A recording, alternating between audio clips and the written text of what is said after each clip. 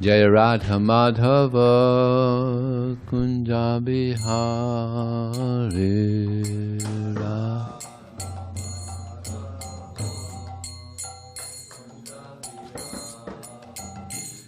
Jaya Radha Madhava Kunja Bihari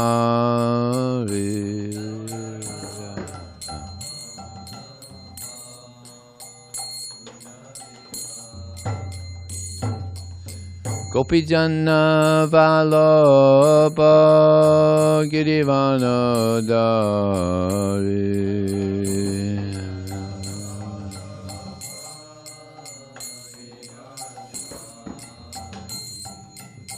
Gopijana Vallabha Girivana Dari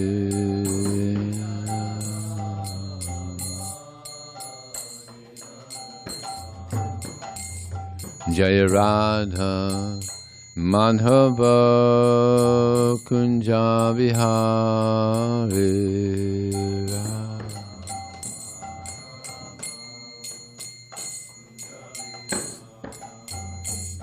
Jaya Radha Madhava Kunja Vihari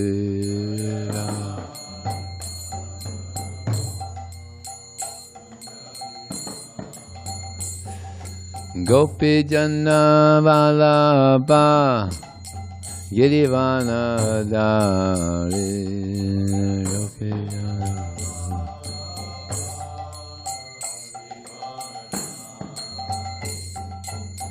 Gopi Jana Vallabha Girivana Dari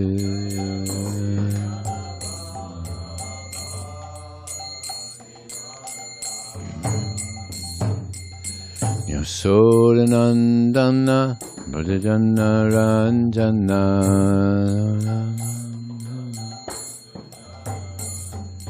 Yasodanandana Brajajana Ranjana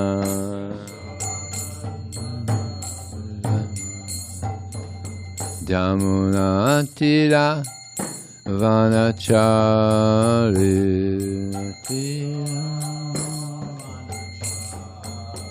Yamunatira Vanachari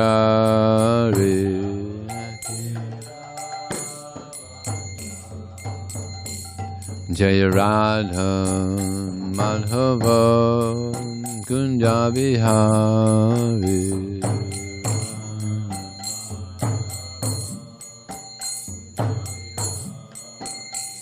Jaya Radha Madhava Kunja Bihari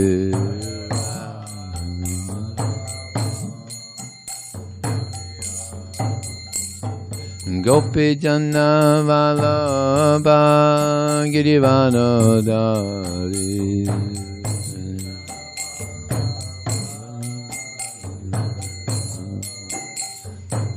Gopi Jana Vallabha Girivana Dari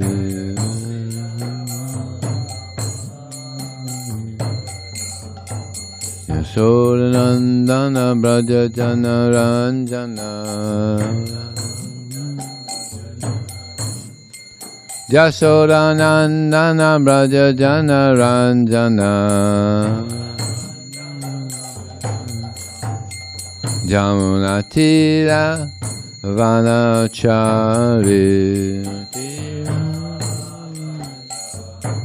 Yamunatira Vanachari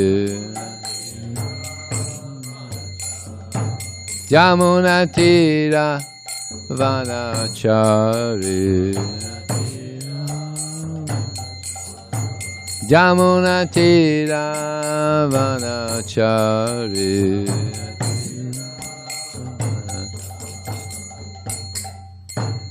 Jamvishapad Panamahamsa Pravjakacharya Asatara Sadashi Shrimad.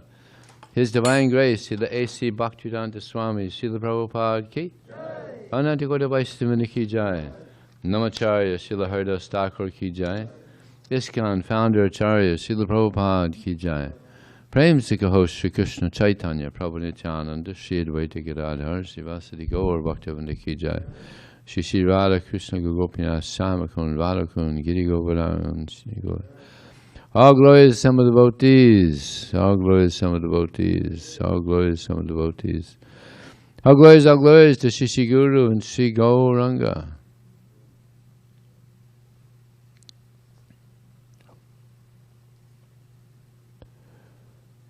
Okay. Om Namo Bhagavate Vasudevaya. Om Namo Bhagavate Vasudevaya. Om Namo Bhagavate Vasudevaya. So this morning we're reading from the Srimad Bhagavatam, Canto 5, Chapter 10, text number 7.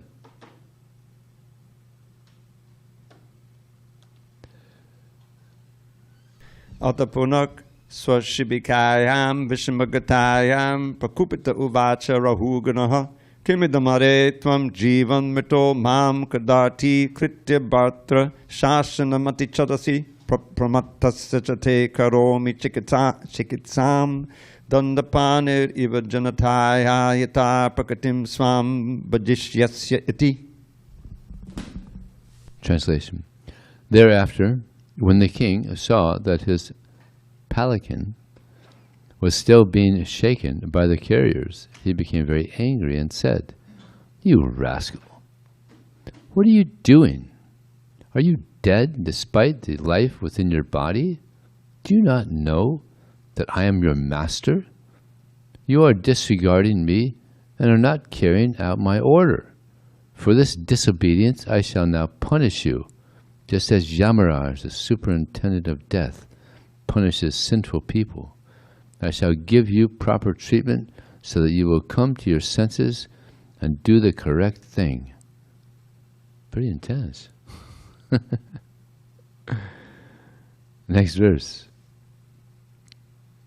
Thinking himself a king, King Rahugana was in the bodily conception that was influenced by material nature's modes of passion and ignorance. Due to madness, he chastised Jada Bharata with uncalled for and contradictory words. Jada Bharata was a topmost devotee and the dear abode of the Supreme Personality of Godhead.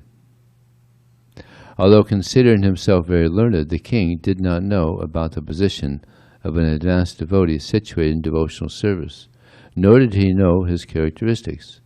Jada Bharata was the residence of the Supreme Personality of Godhead, and he always carried the form of the Lord within his heart. He was the dear friend of all living beings, and he did not entertain any bodily conception.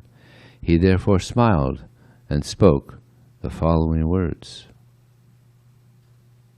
Purport. The distinction between a person in the bodily conception and a person beyond the bodily conception is presented in this verse. In the bodily conception, King Rahugana considered himself a king and chastised Jada Bharata in so many ways, unwanted ways. Being self-realized, Jada Bharata, who was fully situated on the transcendental platform, did not at all become angry. Instead, he smiled and began to deliver his teachings to King Rahugana. A highly advanced Vaisnava devotee is a friend to all living entities, and consequently he is a friend to his enemies also. In fact, he does not consider anyone to be his enemy. Surda sarvadehinang. Sometimes a Vaisnava becomes superficially angry at a non-devotee, but this is good for the non-devotee. We have several examples of this in Vedic literature. Once Narada became angry with the two sons of Kuvera, Nalakuvera and Manigriva, and he chastised them by turning them into trees. The result was that later they were liberated by Lord Sri Krishna. The devotee is situated on the absolute platform, and when he is angry or pleased, there is no difference, for in either case he bestows his benediction. Om Gyanantamanandasya Gyananjana Salakaya Chaksham Militam Jena Tasmai Sri Gurave Namaha Mukram Krotavachalang Pangunlung Hayate Grim Yat Kripa Taraham Bande Sri Gurum Dinataranam Vancha Kalpa Tubhyascha Kripa Sindhu Bhyevacha Patitanam Pavanebhyo Vaishnavebhyo Namo Namaha Jaya Sri Krishna Chaitanya Prabhu Nityananda Shri Advaita Gadadhar Sivasati Gaur Bhaktivinoda Hare Krishna, Krishna Krishna, Hare Hare, Hare Ram, Ram Ram, Hare Hare. King Rahugana didn't know who he was dealing with. See, he probably hadn't met many people who were self-realized. And it's actually pretty rare to find someone that's self-realized, pure soul. So he was used to dealing with people who were on this bodily conception of life. So now he's going to get a lesson from Jada Bharata, who, as it's mentioned here, he didn't get angry and he has no enemy. There's another personality who's famous as having no enemy. Yudhisthira. Yudhisthira is famous as having no enemy. Even though the Kurus were harassing the Pandavas so much, still he was very pure, didn't feel any animosity towards them, and just wanted to continue serving Krishna. And this is one of the reasons that Krishna came and he gave us the Bhagavad Gita. Today is the advent of the Bhagavad Gita. So I thought we could say something about that. I'll give you a little prelude to the Bhagavad Gita. There's an external reason for Krishna speaking it, and there's an internal reason.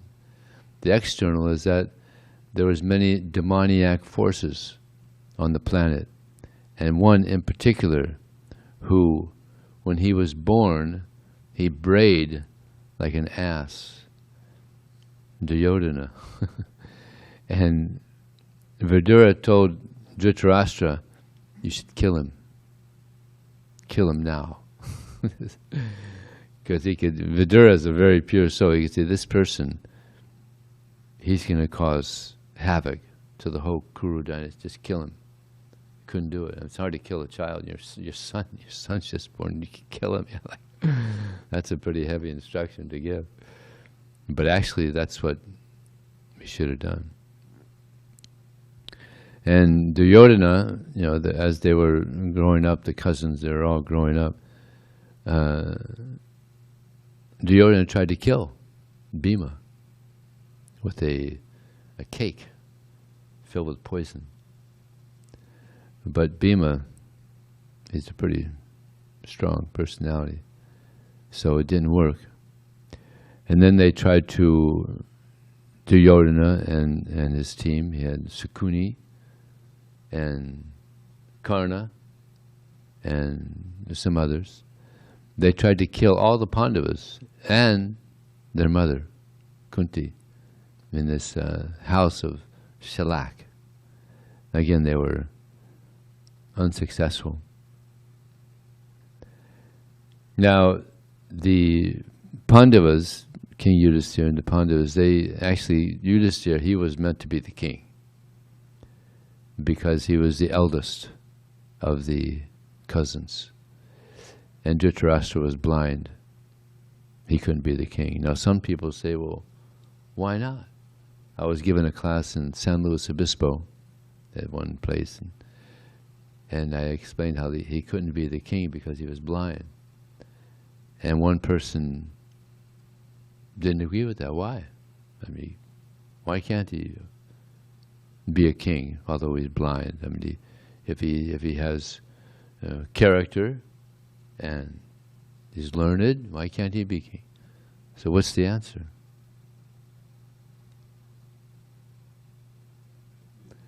Huh?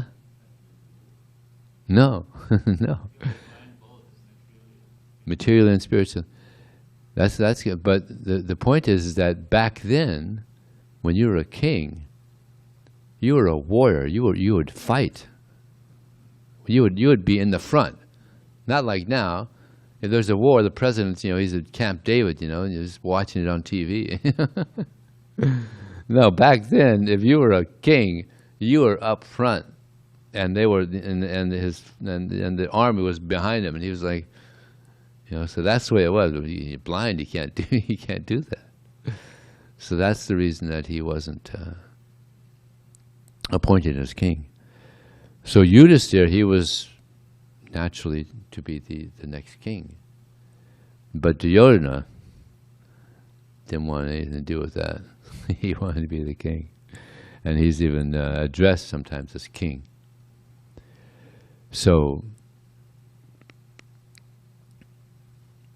but anyway, Dhritarashtra, he had some morality. So he told the Pandits, we'll give you half the kingdom. But the half of the kingdom that was given to them was just desert and just useful for nothing. It was absolutely useless. But they had Krishna.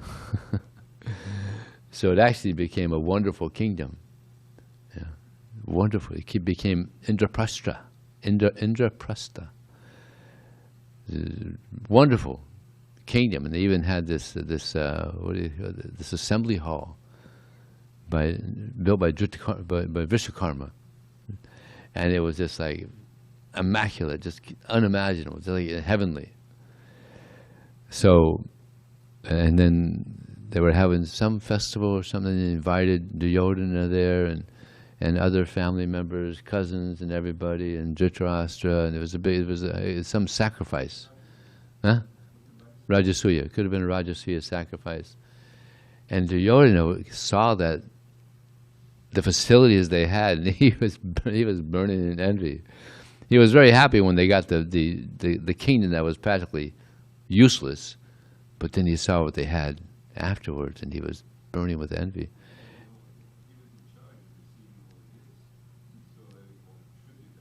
Oh, yeah. Yeah, and Bhima, he was in charge of the kitchen, appropriately. I'm sure he went out the back door a little bit. And what was Krishna doing besides Dravida? Who knows what Krishna did? I know what Krishna, Dravida knows. Who knows what Krishna did? Huh? Huh? He was washing the feet. This is Krishna. Yeah. This is amazing. And some of them were envious of Krishna. He was washing everyone's feet. And I don't know how many people, probably thousands of people. Rajasuya yogis inviting so many people. Incredible.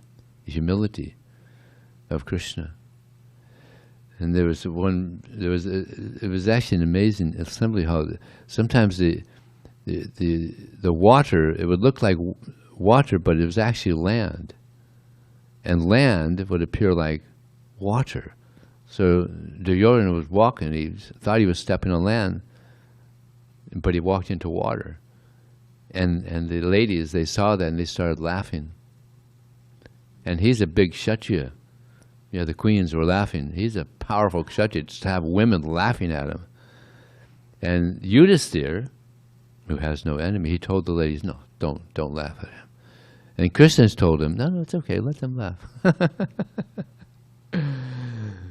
Because Krishna wanted this, he wanted to become free of these demoniac forces, and that really triggered the battle to come about. I mean, he was really, as they say, he was ticked off. he was real upset about that. So then they came up with an idea, a scheme to get that land back, and that was a gambling match. Kshatriyas couldn't refuse a gambling match, or a game of any type, war, or any game. You can't back down. So this Shakuni, he was expert, and I heard from some of the devotees there in Pune who know the Mahabharata, right, left, and center. They just know the bones of the dice that he was using were the bones of his parents, and they were to annihilate the Kurus, because his sister Gandhari took the vow of blindness, and that hurt so much. So actually Shakuni appeared to be a friend of the Kurus, but he was there to destroy the Kurus, right? Yeah, isn't it? So he was expert, and he appeared to be a friend, but he was there to kill the Kurus. Amazing. And he did it. He did it. Amazing. You remember that too? Yeah, amazing. So they gambled, and Yudhisthira, he lost everything. He even gambled away his gambling. You see, gambling, like, it's terrible. He gambled away the kingdom, his brothers, himself, and then Draupadi. So Dushashan, he went and he manhandled Draupadi, grabbed her by the hair. You know, I was just reading the Mahabharata. Her hair was blue. It was blue. Amazing. Extremely. She was a goddess. She was a goddess. Extremely beautiful. So pulled to strip her naked. Pulled her to the assembly to strip her naked. Yeah, Karna. Yeah, he wanted Draupadi, but he couldn't be in the Swayambhu. There was a competition, so he couldn't be in the competition because Draupadi said, "I don't want anybody that's a Sudra competing," and he was considered a Sudra because he was the son of a charioteer, although he wasn't. He was known as the son of a charioteer. So he was fuming because they couldn't compete, and he was right up there with Arjuna in the competition. So Arjuna, he won. So they pulled her right in the middle of the assembly to strip her naked, and then the question was that he had already gambled himself away. So how could Yudhisthira gamble me away?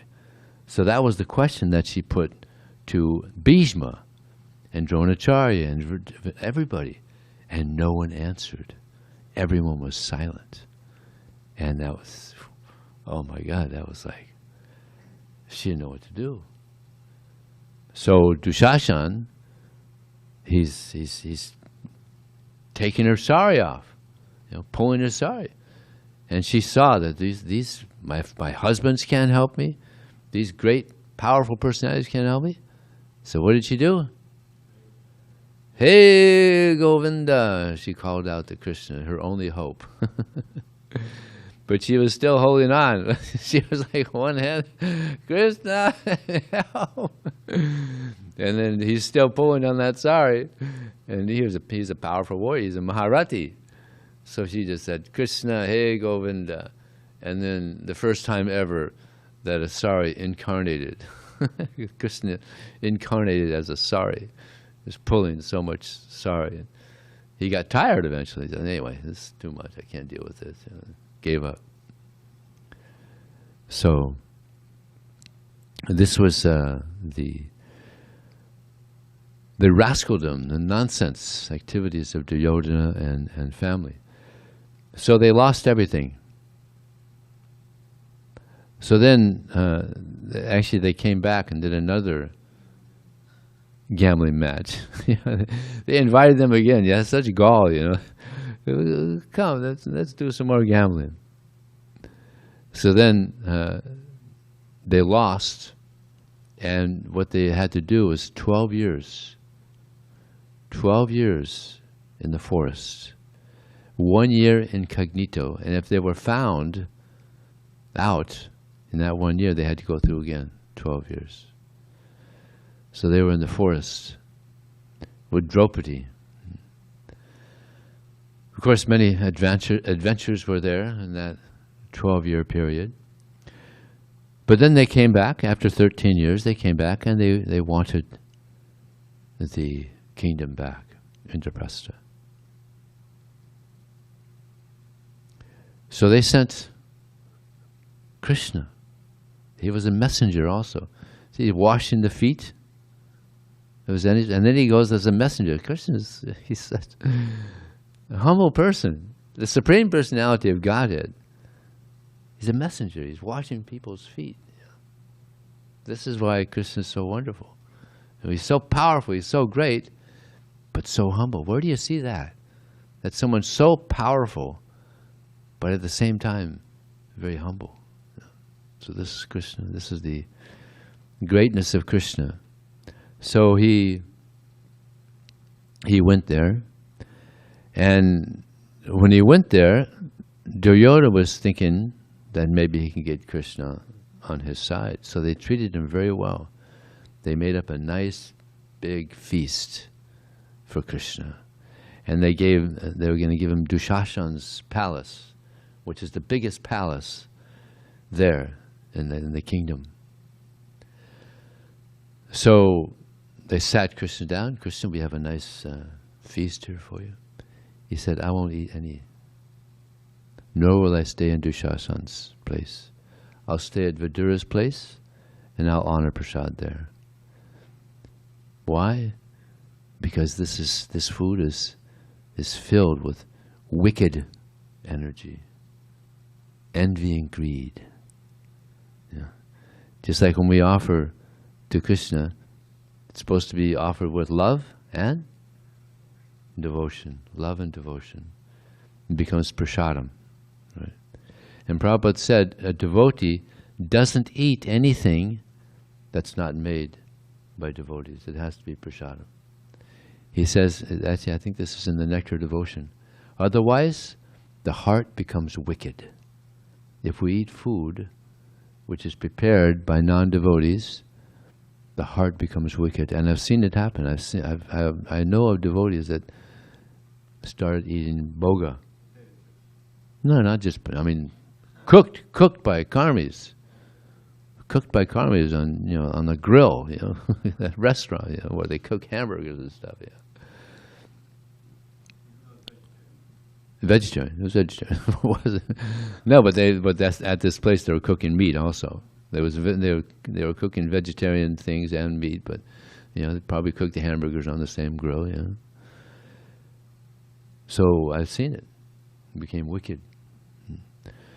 So we had to be very careful that we only eat that which has been offered to Krishna and prepared by devotees. Otherwise, it becomes dangerous.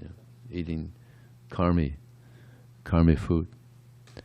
So he went to Vidura's, and Vidura was so happy, and his wife was so happy. Krishna's in their home. Imagine God in your home, And plus, he's a great devotee. He's one of the great Vaisnava. So he was in such ecstasy that when he was going to offer a banana, he offered the banana peel and threw the banana out the window.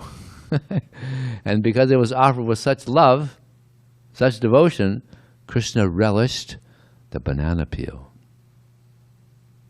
because the love was there. Amazing. So yeah, Vidura was such a great devotee. He actually, at one point, he saved the Pandavas because he knew of the intrigues of Dhritarashtra and Duryodhana in killing them at the house of Shalak. So the house of Lack. So he gave some indication to Yudhisthira, be careful. So they were saved by Vidura. So what's also interesting is that while he was there to give the message to Dhritarashtra, Duryodhana and company,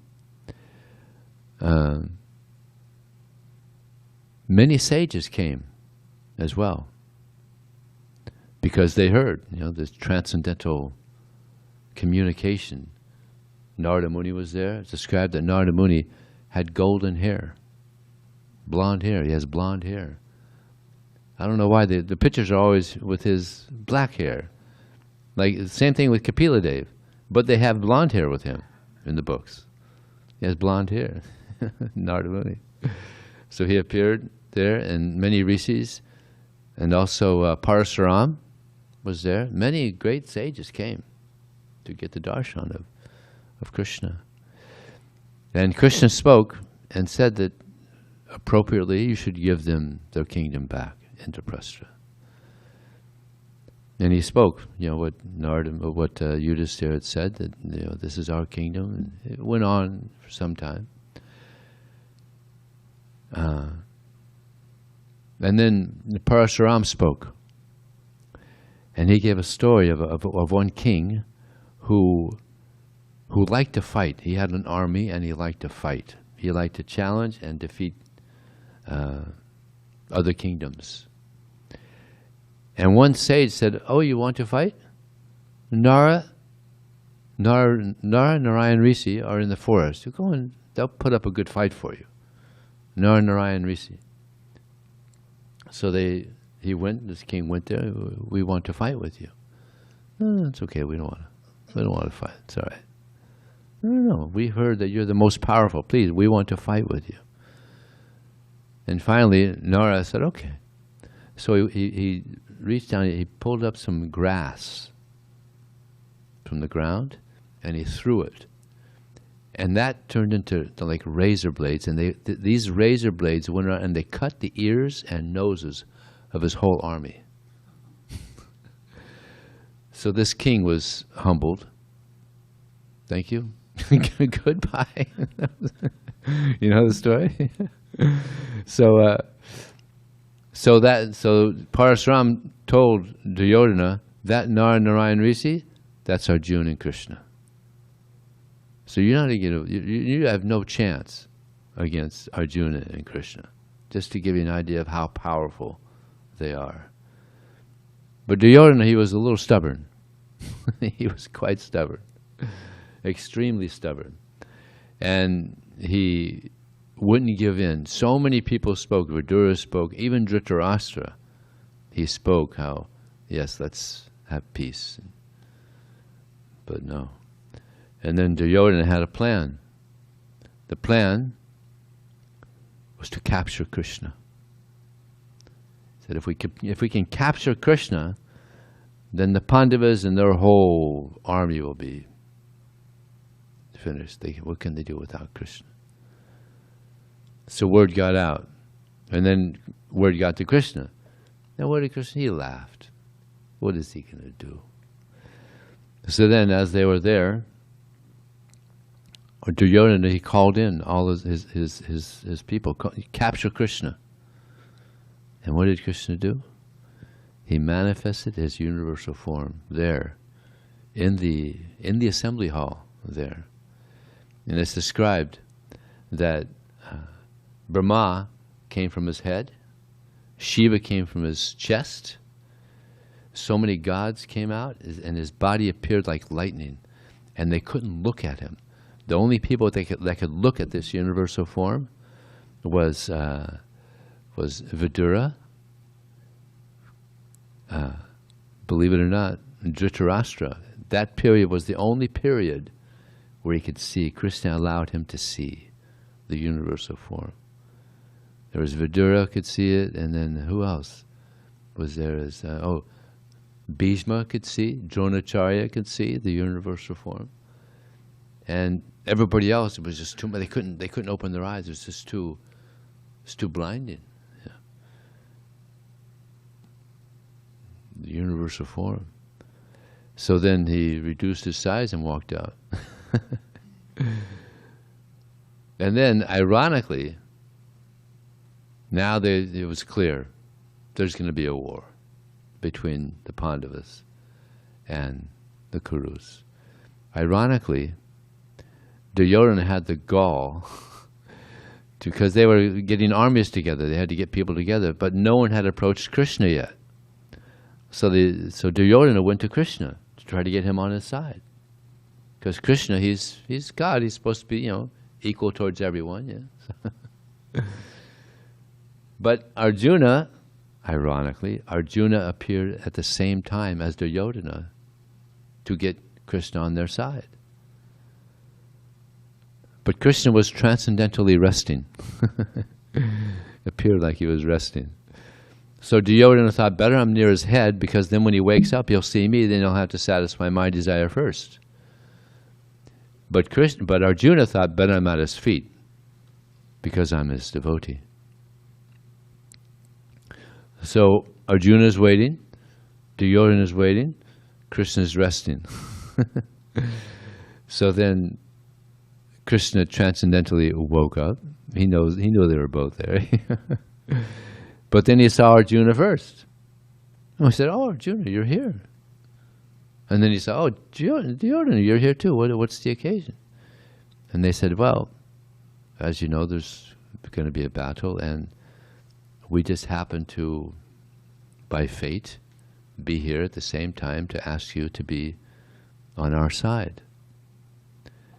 So Krishna said, "Well, I'm not going to fight. I don't want to fight in this fratricidal war. So I have my army, and there's me. So you can choose.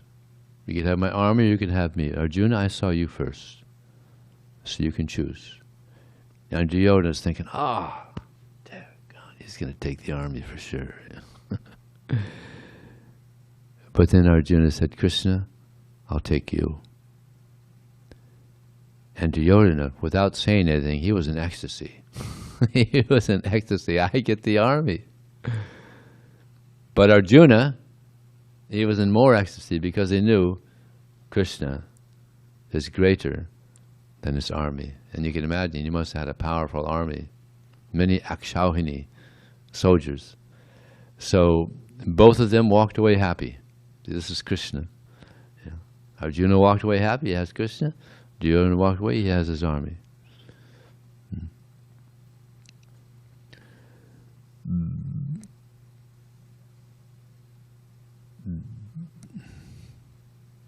So now it's described in the Mahabharata that the armies, they prepared. So Arjuna goes out there. Now, how many people are in this battle? 64 crore. 640 million people are in this battle. So you can imagine. I mean, what's the amount of people in this country here? 360 million, 370 million, almost twice the amount. I can imagine. This is Kurukshetra, Battle of Kurukshetra. 640 million soldiers are lined up to fight. So Arjuna tells Krishna, "Bring the chariot in the middle. Let me see who wants to fight, who's behind this evil-minded Duryodhana." And when he sees Bhishma and he sees Dronacharya, he's just overwhelmed. Overwhelmed. How can I fight against my grandfather? He had so much love. I mean, pretty much grandfather Bhishma, he raised them, pretty much. Dronacharya is his teacher. Imagine if someone asked you to kill Prabhupada. I mean, just to say those words is like... But this is pretty much what he's facing. Dronacharya and Bhishma, just like we have so much love for Prabhupada, that's the love, probably more, more love for Bhishma and Dronacharya. So it's the most difficult thing. That was probably the most difficult challenge that he ever faced in his life. No doubt, that was the biggest challenge that he ever faced, to fight these two great personalities. I mean, Bhishma, he's a Mahajan. He's one of the 12 Mahajans. Great, great, great, great personality. And Dronacharya, he taught, Arjuna how to do archery. And he was the best in the world by the mercy of Dronacharya. So it was extremely difficult And in the first chapter of the Bhagavad Gita, Arjuna says, this will destroy family tradition. The women will not be protected. Our hands will be covered with blood. What is it exactly? What is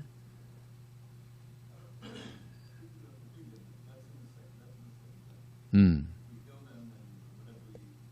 Our hands will be tainted with blood. Yeah. So he was coming up with arguments about why we shouldn't fight the Kurus. And then Krishna explains in the second chapter. Actually, Arjuna said, Karponya dosho patasvabhava prachamitam dharma samudicita yachtreyasa nistitam bruhitam me sisyastatam sarimam tvam prapanam. Now I'm confused about my duty and have lost all composure due to miserly weakness. In this condition, Krishna, I'm asking you, please tell me what is best for me. Now I am your disciple and the soul surrendered unto you. Please instruct me. So this is Arjuna's position. He was confused what to do. So then Krishna said, Asochang ambasochastung pragyavalang chabasate gatasung agatasung sananasanti pandita. While speaking learned words, you are mourning for that which is not worthy of grief. Those who are wise, they lament neither for the living nor for the dead. So Arjuna was also, playing this role as someone in the bodily conception of life, afraid of killing Dronacharya and Bhishma. But Krishna explained, no one's going to die. The soul doesn't die. You can't kill the soul. And then the famous, one of the most famous verses in the Bhagavad Gita, Dehi nosmin yatha dehe kamaram yovaramja tata dehantara prapti dhiras tatra namuyate. As the embodied soul continually passes through this body from boyhood to youth to old age, similarly the soul passes into another body at death. The self-realized soul is not bewildered by such a change. So you're lamenting for the body, but the real person is the soul, and you can't kill it. Chandanti sesyani pranani, what is it? Chandasi, what is it? Chandanti, you can't, the soul cannot be destroyed by a weapon. Chandanti yasisi parnani? No, I can't, I'm getting it wrong. Nainam chandanti sistani, nainam dehati pava, na chainam kaladiyanti apo. No shoshiti maruta. You can't be destroyed by a weapon, can't be burned by fire, you can't be withered by the wind, you can't drown the soul, nothing can kill the soul. So don't lament over the body. The real person is the soul. So Krishna goes on to say, or actually it's interesting in the second chapter, Arjuna asked, what is a symptom of someone who is self-realized? How does he, it's interesting, he asked, how does he walk? How does he talk? How does he sit? Kind of unusual questions, for self-realized self. And he says, Prajahati yada kamang sarvam partha manogatam. Atmanyavat manasi stita pagya padoshite. Prajahati yada kamang. One who gives up all varieties of sense gratification which arise due to mental concoction, when his mind thus purified finds satisfaction in the self alone, he's understood to be self-realized. So it's just a mental concoction. And actually, Arjuna refused to fight. Prabhupada explains that it was sense gratification. It was sense gratification. He didn't want to disturb his family members. He was thinking that they were his family members, but actually, no. The real family member is Krishna. Yeah. And our real mother is Radharani. So he was, a little bit in the bodily conception of life. Of course, he was just playing this role. actually he goes on, as Prabhupada says, that it's a transcendental roadshow. He's going on as soon as the Nitya Lila. As soon as this pastime is over, they go on to another. They go on to another universe. This is going on eternally. So this is the fortunate position of Arjuna. And one of my favorite verses in the Bhagavad Gita, Poyamana machala pratistam samudamapa pavasanti yadvat tadvat kamayam pavasanti sarve sasanti matnapni kamakami. So it's interesting. I was just thinking about that before giving this class, and Devita was chanting that just before greeting the deities this morning. It's a very nice verse. One who is not disturbed by the incessant flow of desires which enter like rivers into the ocean, which is ever being filled, but which is always steady, alone achieves peace, and not the person who strives to satisfy such desires. So desires will come, material desires will come, so we have to let them go. With knowledge, we have to have this knowledge. If we don't have knowledge, there's no way we're going to be detached. And this is the internal reason that Krishna came and gave Bhagavad Gita. There was the external reason to stop the demoniac forces, and the internal reason was to give the Bhagavad Gita to the world. For how long? For thousands of years. Yeah, it's amazing. Krishna spoke it in 2 hours, or probably less. 45 minutes. And now it's being studied in universities all around the world. He didn't even write it down. It was just spoken. Of course, I guess Ganesh, he writes it down. Right? So, and therefore it's studied in universities all around the world. Deep meaning is very difficult. Even big professors are trying to understand the deep meaning. Of course, they can't understand because they're not devotees. But this is when God speaks, it's a powerful message.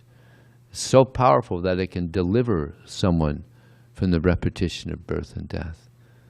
And it's interesting, very interesting, that Prabhupada was with some Sankirtan devotees. And the devotees said, well, Prabhupada, so many people are getting your books, but they don't have you as a spiritual master. They don't have a guru. What is their destination? What if they're reading your books and they're actually following, but they don't have a guru? Can they go back to Godhead? Prabhupada said yes, because they've accepted me as their guru. Very interesting. No diksha, no, just if they accept Krishna's words, if they accept Prabhupada's guidance, they can go back to Godhead.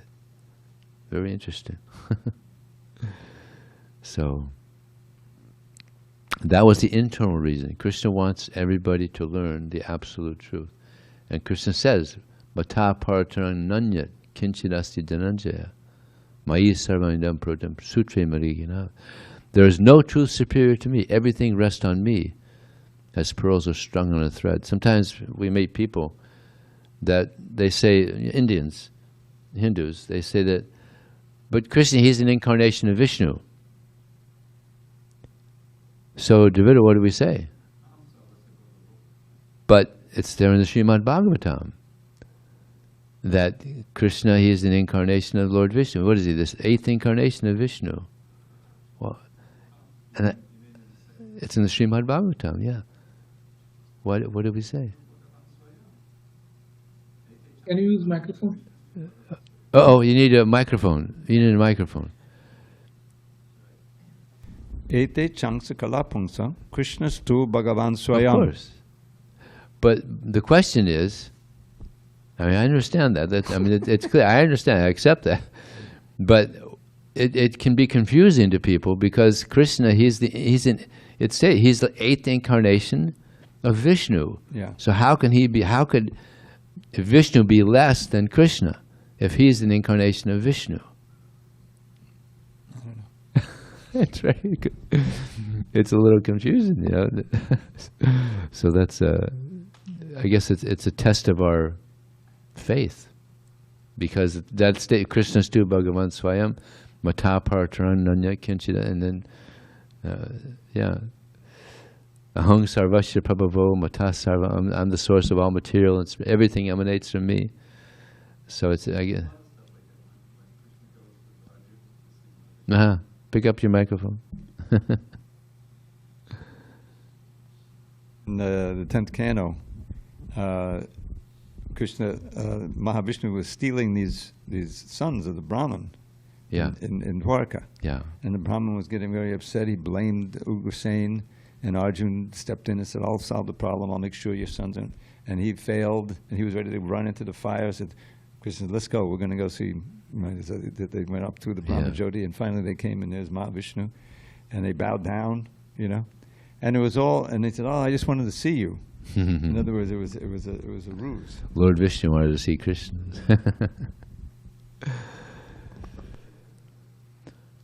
Okay, any question or comment or anything else anybody would like to say about the advent of Bhagavad Gita?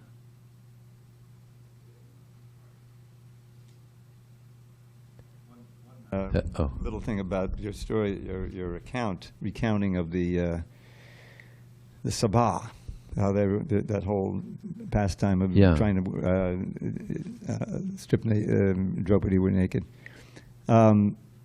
After the whole episode, and Krishna manifested as the Sari, and you know they were able to do that. Then Dhritarashtra had a little bit of a sanity came over him, and he offered Draupadi a boon or several boons, and that's when she said, "Well, give me my husband's back." That's the first thing, which he agreed. And then it was after that, okay, let's go. So they started going, but then they called him back to have the other thing. But Dhritarashtra, as you pointed out, he also had the vision of the universal form, and so he was somewhat torn. He knew that he was controlled by his love for his sons. And you remember when Vidura came and spoke to him and said, "Yes, it's very good instruction, but unfortunately I can't take it." So Dhritarashtra ultimately, after the whole war, and he's living at the in the house of Yudhishthira, and it's really a shameful position.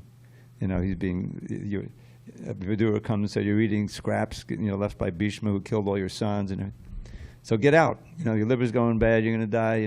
So he actually took the good instruction, and he went out to the forest and meditated, and Gandhari was there and everything.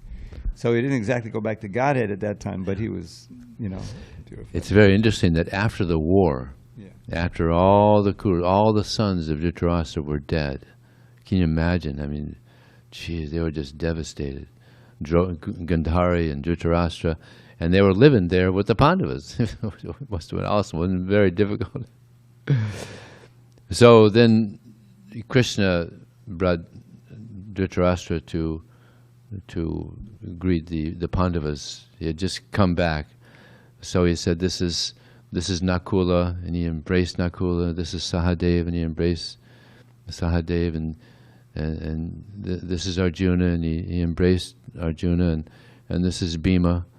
And then Krishna moved Bhima aside, and he brought this statue, and this is Bhima, and Dhritarashtra, he embraced Bhima, and he crushed it to pebbles. he was planning on killing. He wanted to kill Bhima. Bhima killed all the sons, every one of them. The other Pandavas, they would see a son of Dhritarashtra and they wouldn't kill him. No, Bhima wants to kill them. So every one of them were killed by Bhima. So Dhritarashtra, he was quite upset with Bhima. So he tried to kill him. He was very powerful, superhuman. He was very powerful.